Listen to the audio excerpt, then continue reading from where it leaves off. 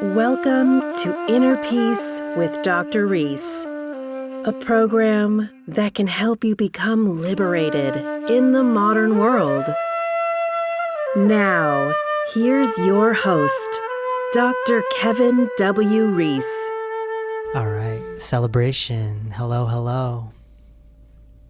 Celebration is the 9th C of the Inner Peace practice, and it's under the section of love. With me for this episode is Tina and Keisha. Hello. Oh, hey. Celebration. Why would celebration be important? And why would it contribute to inner peace? Well, Because it's important to celebrate when you have some type of victory or milestone, or just because it's fun to celebrate. Like, it's joyful. it's joyful. And it's like, it opens up your heart, like your heart is open. You know, when you get around other people and you all have the purpose of celebrating and you're all coming together, you're raising your vibration. Everyone's coming together to raise a vibration. And this is significant. Keisha, you mentioned opening up the heart. It opens the heart. It raises the vibration. It's joyful. Everyone's coming together. Companions, friends, family, what have you. This is why it's under the section of love in the inner peace practice. This is love. It's part of your outer life. When you can get the right people together, magic can happen.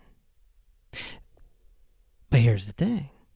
It has to be clean, right? Or it wouldn't be the inner peace practice. We have clean living as part of the purification section. So we're not talking about celebrating with alcohol here. We're not talking about celebrating with weed. We're not talking about celebrating with indulging in, fried chicken and ice cream. Like, we're talking about clean,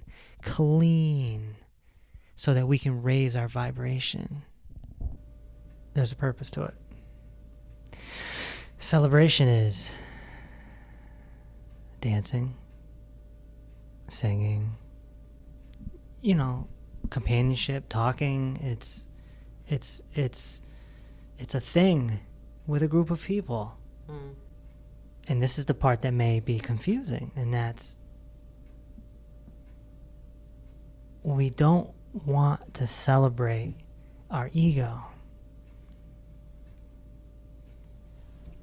When you start celebrating your ego, you're only throwing fuel on the fire of what the problem is to begin with. And what about birthdays? I know you think a birthday is an ego, so celebrating a birthday is a bad thing. Well, there is no good or bad. There's no such thing as good or bad. Well, it's celebrating your ego to celebrate your birthday. It's absolutely celebrating your ego. It sure is. Because your age it's irrelevant to a certain point. It's not really celebrating your age. It's celebrating another trip around the sun. Mm-hmm. Celebrating that you made it this far. Mm-hmm. Celebrating that you're alive. Right. I don't celebrate my age like, woo, I'm old. Or no. Right, but you can do that tonight. Yeah, but celebration is life. It's celebrating life, and that should be done every single morning. Therefore, your birthday would become irrelevant. Keep in mind, your inner life, there is no age. Therefore, there's nothing to celebrate. Maybe when you get older, it could become a little bit more big of a deal. Like when you hit 70 or 80. Maybe. But ultimately, our birthdays, when we celebrate our birthday, There's a difference between acknowledging it and celebrating it. When you celebrate it, it strengthens the ego. And this is the thing that we're trying to dissolve. When you acknowledge it, that's fine. When my birthday comes around, I acknowledge it. It's not like obviously the phone goes crazy, the Facebook goes nuts. Facebook set it up to make your ego go crazy. And people actually put a message the next day and say, I want to thank everyone for all the birthday love. I'm so humbled. That's ego. Yeah. That's false. That's a fake life. Facebook just tricked that person into thinking that all these people actually care about you. And that, you know, you're important. You're important. And this is brainwashed and socially engineered to us right away at our first birthday when they shove the cake down our throat and we have the, you know, and everyone sings to us, oh, and all eyes on me. And then we get older and, you know, you're 4 years old, 5 years old, and you crave your birthday. Mom, I want balloons at my birthday. I want cake. I want this. And it becomes I, me, me. It becomes a thing. It's installed in us. It's a tradition. It's a ritual. And it's socially engineered to enhance our ego. So when we back away from that and we don't celebrate our birthday, this actually helps us start to dissolve the ego. There's other things to celebrate. There's way better things to celebrate than time. Remember, your inner life. There is no time. There is no age. There is no gender. There is no duality. This is all the outer life. The inner life, there is none of that. And you'll understand when you die. And hopefully you understand before you die. And that's the point of helping people with this practice and getting to inner peace. There's nothing wrong with, hey, happy birthday. I usually say, congrats on another year. Congrats on another year. Congratulations. Thank you. Appreciate it. That's it. Yeah. That's it. You are alive every single morning. That's when you celebrate. Your birthday is irrelevant. It's another morning. What you're doing by celebrating your birthday is you're acknowledging that you have an identity. You're acknowledging your story. That my name is Joe, and I was born in June, and I da-da-da.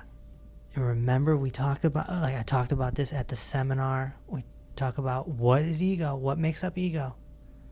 Importance, identity, and control. Importance, identity, and control.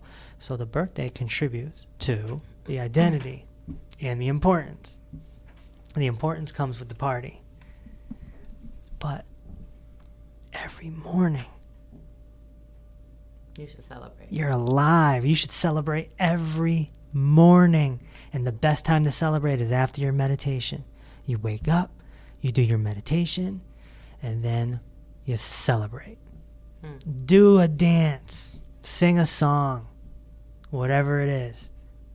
If you wake up with the sun, like some of us do, then you have the birds.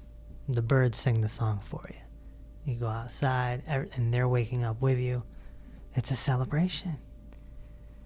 You see, when you look at traditional celebration, people are just looking for an opportunity to party. Everyone wants to party.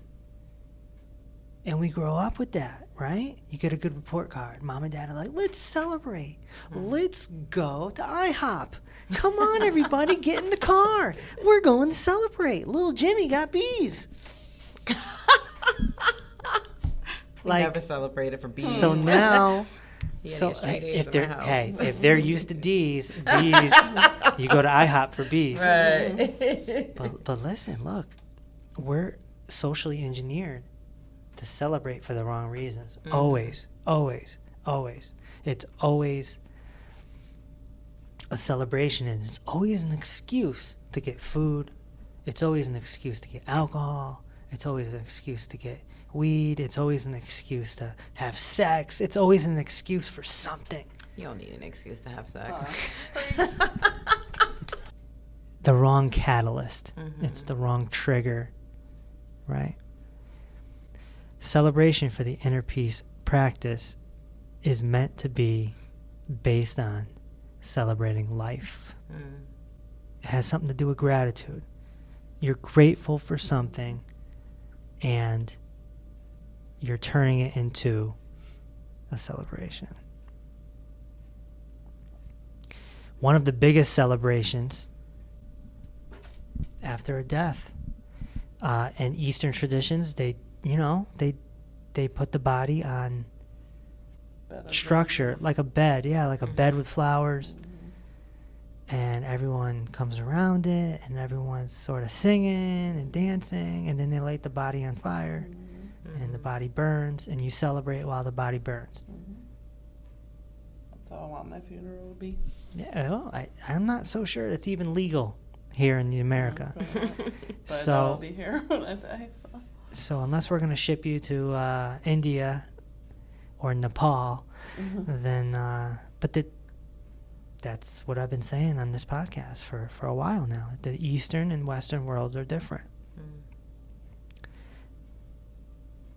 And so celebrating death, because death is the most important event of your life. It's the most important event. You're forced into the light that you weren't able to get during your life because you either didn't know or you didn't try. You either didn't know or you didn't try. I'm going to say it one more time. Because you either didn't know or you didn't try. It's one or the other. We're going for a fourth time. You either didn't know that you had the capability to light up, or you did know and you just didn't try. And then when you die, you finally see it. And if you didn't know, then you're like, oh, wow, this is amazing. And you drift away into a peaceful state. And if you knew but you didn't try, then you're like, damn, I should have tried this when I was 40. Oh, man. That's why it's the most important event of your life. You pass on. It's a transition. So, celebration is important. We just got to do it for the right reasons.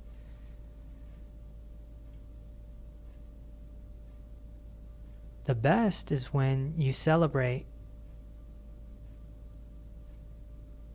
randomly. Random Tuesday, 4 o'clock, you're at the park, and you just, just start dancing. You just, hey, how you doing, man?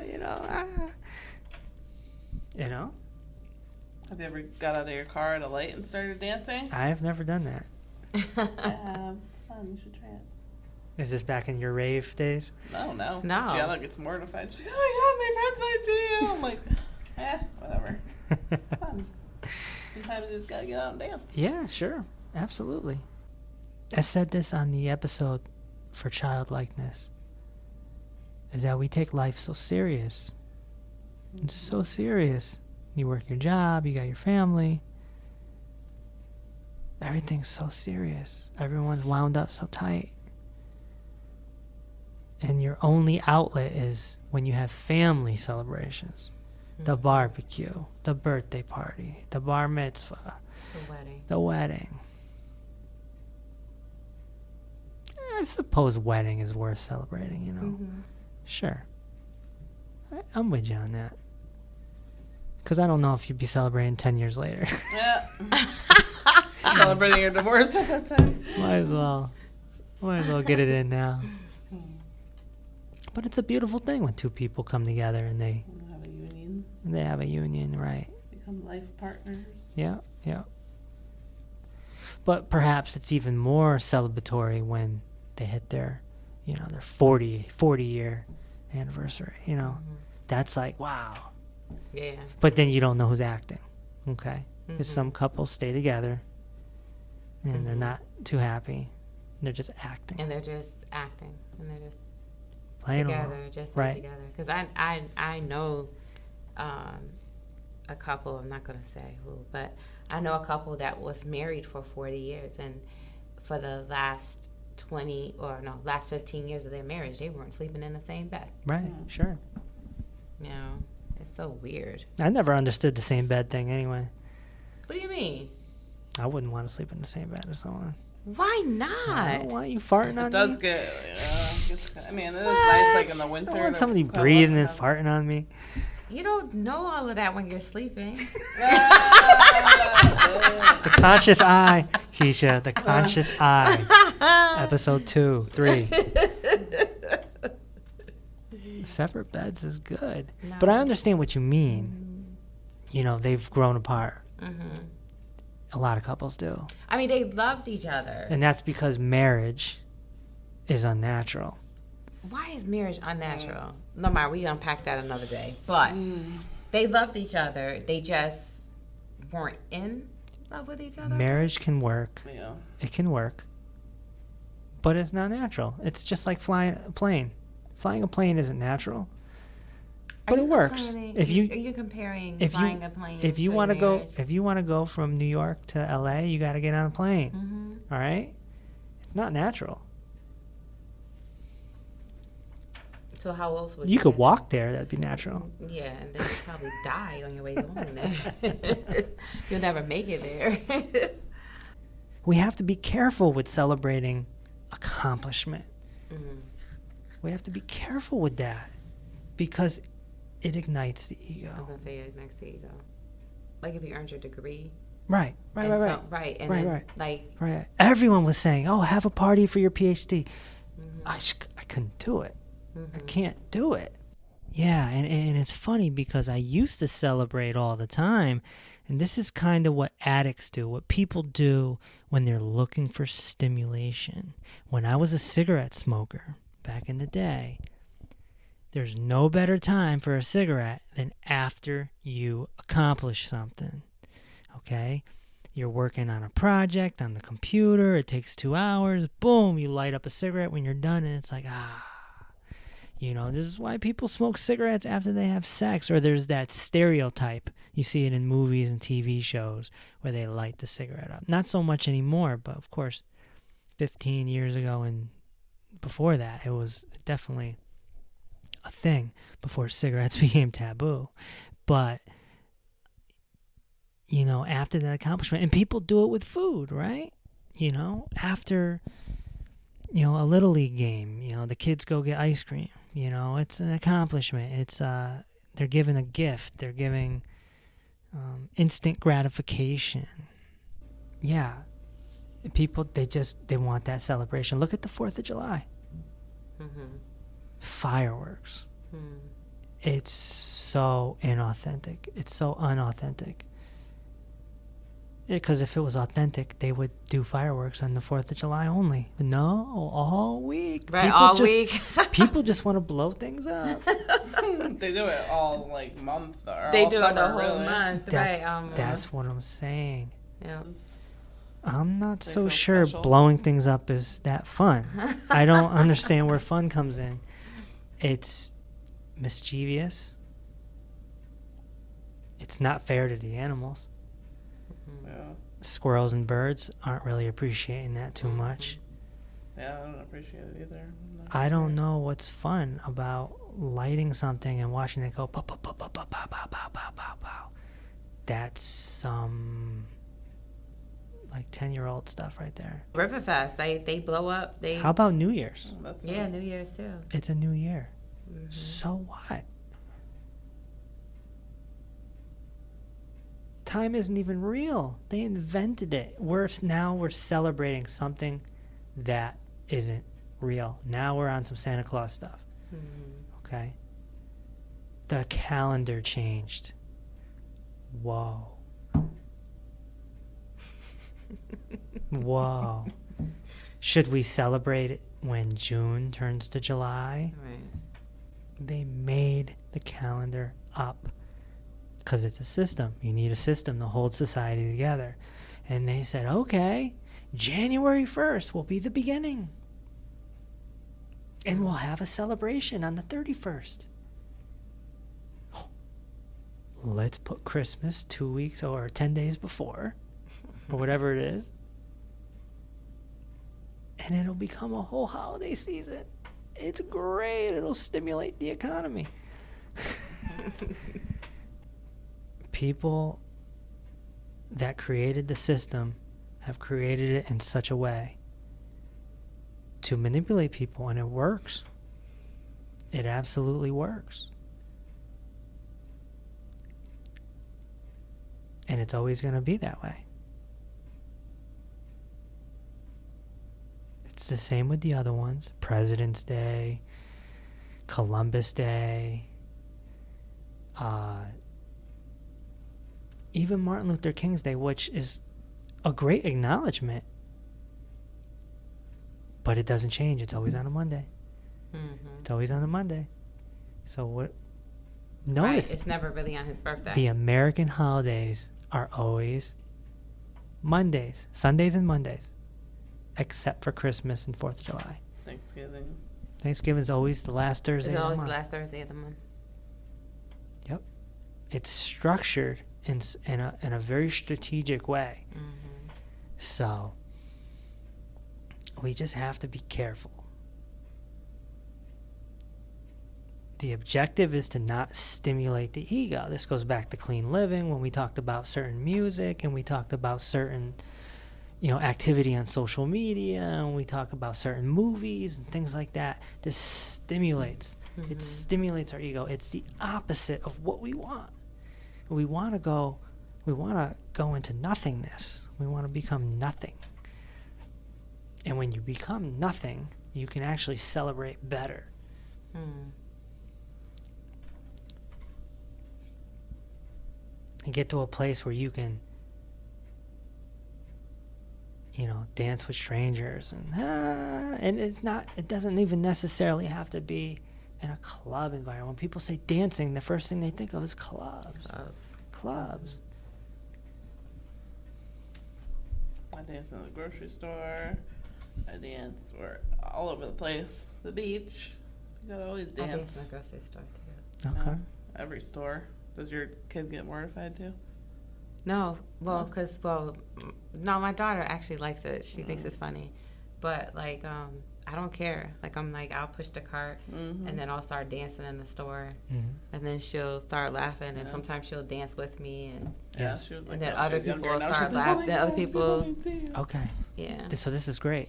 So there's a book that came out many, many years ago. A novel, fiction novel. It's very important. It's called Zorba the Greek. Okay? And Zorba is a character, a Greek fella, obviously, who celebrated life. And, he flirted with women, he danced, he sung, and then the other character that met him was a little uptight. So he's just like, who is this crazy Zorba guy, And so Zorba became representation of the outer life for a gentleman named Osho. And so he created Zorba the Buddha. And Zorba represents celebration and love and all this beauty you can have in your outer life. And then Buddha represents your inner life and your awakening and your meditation. And there has to be a balance. And this is what most masters and this is what most gurus, they don't teach. They don't teach the balance. Because it can get so serious. Oh, meditate for 15 hours a day and that's it. That's your life. And, become a monk and become celibate and blah, blah, blah. But what Osho taught and why he broke down so many barriers was he taught both.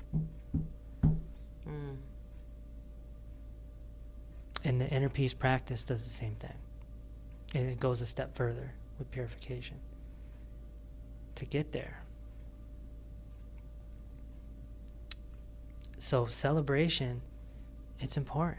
Really important. If you go to Osho Meditation Resort in India, Pune, India, man, they celebrate. Every August they have a festival. They bring in bands.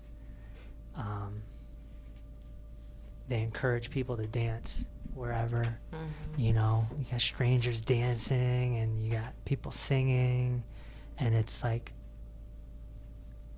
a paradise, if you will. But then there's the meditation center and there's this, so it's, and you know, and then you know, they'll teach you Zen and Sufism and, you know, all these beautiful traditions, ancient traditions of meditation and finding your inner self. And there's a balance between the two. There's a balance between the two, and we can still live in society if we can balance it. If we can balance these 9 C's. We just have to memorize them, understand them, and then practice it. So how do you practice celebration? Well, you know, dancing, like you guys were just saying. Dancing and singing, make up a song. You don't have to sing someone else's song. Make up a song. I think right after meditation in the morning, it's the best time to celebrate. It's a new day. It's a brand new day. There's nothing better to celebrate than a new day. And not only did you awaken, it's not about you awakening. That would be ego. That would be identity or importance. If it was just like, oh, I'm alive another day. No. Yeah, we want to get rid of your I. Mm-hmm. The birds are up too. The squirrels are up too. So is it everything in a whole? Everything. So the whole. Everything is awake. You're only part of a whole. Mm-hmm. And that's what we need to come to realize, that we're only part of a whole. And when you dissolve into the whole, everything becomes peaceful and beautiful. And, you know, and celebration is a part of that. So, you know, I like to sing the universe song. I sent that to you once, Tina. You know, the universe is singing the song. The universe is singing along. The universe is dancing on the day like this. And it just repeats, and it's just, you know, that's when lyrics help. That's when lyrical music helps, when it's very uplifting and beautiful. You can sing it, and it's okay to get stuck in your head. Mm-hmm. Right? It's okay. I heard a song the other day at a store that I've heard many times in my past, you know, throughout my life, and it automatically stuck. And I was so annoyed because I'm like, I'm trying to stay away from this. I want to get away from that. But that just shows you how attaching the mind is. That you can actually hear a song and it can get stuck in your head. It's like, I don't even want it in my head. Make it go away. And I can make it go away through meditation. I can make it go away by even listening to something like the universe song. Because I don't mind the universe song being stuck in my head. But I don't want, like, you know, baby, you're a cheater. I don't want none of that. Like, I smacked it from the back and you loved it. I don't want any of that in my head. That's all garbage. Oh, God. This is part of clean living. That's all just social programming. So, you know, even a song like Row, Row, Row Your Boat is a good song. Sunny, sunlight, sunny. Sure, so get the sunny song stuck in your head. That's good. Speaking of Row Your Boat, while I'm there, that's a very significant song. And life is but a dream. Yeah, row, row, row your boat. The boat represents your body. Gently down the stream. Gently, not harshly. Gently. That means don't be so serious. Gently down the stream, not up the stream. That means Up the streaming struggle. Don't be so serious, and don't try so much effort. Mm-hmm. Don't go against struggle. Go with it. Mm-hmm. Gently down the stream. Merrily, merrily, merrily. Merrily is happiness, celebration, childlikeness. This is the love, the inner peace practice. Merrily, merrily, merrily. Life is but a dream. We're in an illusion. We're in an illusion. We think that we're somebody, but we're not. We think that we're somebody, but we're not. Like Jim Morrison used to say, it's all the same day, man. Mm-hmm. Sure. Yeah. And we're trying to build our own legacy, and we're trying to reach. We're all reaching. We're all reaching, trying to get the carrot. I'm trying to get the carrot. Everyone's reaching. I almost got it. Oh, my fingertips are touching it. I can almost get it. I just have to work a little harder. And you keep working hard. And if you don't get the carrot, you're so disappointed and depressed. And if you do get the carrot, it could be a downer, because it's like, oh, well. Now what? You know, it's not as good as I thought it was gonna be. You know, or whatever. And that's what happens with overachievers. They achieve, and they get there, and they're like, this is whatever.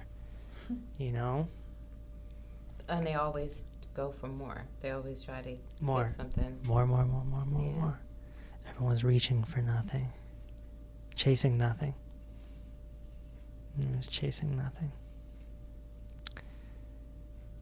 So, you know, we only get 80 years on this earth, give or take. And celebration is a big part of enjoying it. Celebration, childlikeness, companionship, form the section of love, your outer life. It's not necessarily about getting married and being married for 50 years. It's not necessarily about, you know, your child snuggling with you. It's not always that. And that's what we think about when we think about love, is affection. Love isn't necessarily affection. Affection feels good. And sometimes it can be ego driven, not all the time, but we just have to be careful. That's why we need the conscious eye. Going back to the meditation section and one of the first episodes of this podcast, go back to the conscious eye and learn about the conscious eye. The conscious eye is the parent of your system, the watcher, the viewer, sees everything. It sees without judging, right? It sees without judging. And it needs to if it needs to redirect you, it redirects you. Oh, that's your ego. You acknowledge it. Okay, don't do that. Right? And we see it on social media.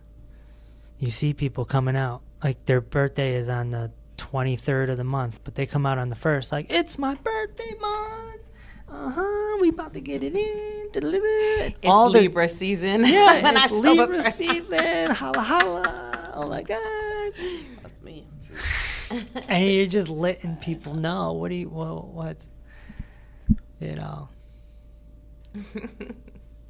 One of the best practices you can do is to hide on your birthday. Try it 1 year. I dare you. Just 1 year. Just hide. Be around. Nobody. No phone. I'm not doing that this year. I'll do it next year. I'm turning 45 this year. So if you try that, you know, you'll see. You'll see that it's just another day. Nobody cares. People say happy birthday and they don't really care. We're all reaching for nothing. There is no legacy.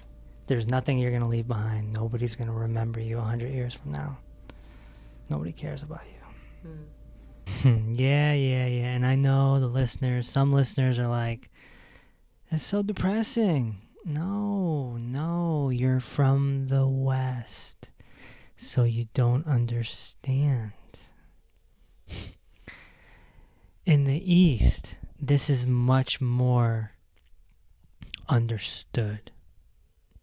Yeah, you have a few people that do care about you genuinely, but listen, the point of finding inner peace and getting to a high level, we'll use the word enlightenment as the highest level, it's about nothingness.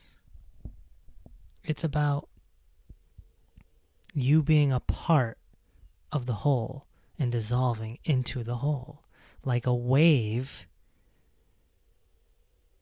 dissolving back into the ocean. Right?